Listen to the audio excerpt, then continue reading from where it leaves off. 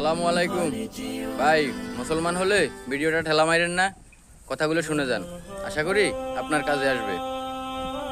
আমরা যারা টিকটকের নেশায় আসক্ত, আসলে ভাই একটা জিনিস দেখছেন, 1400 বছর আগে রাসূল পাক মোহাম্মদ মুস্তাফা সাল্লাল্লাহু আলাইহি সাল্লাম বলে গিয়েছিল, এমন এক সময় আসবে সবাই কাফেরদের অনুসারী হওয়ার চেষ্টা করবে, কেউ কাফেরদের হাত থেকে বাঁচতে পারবে না।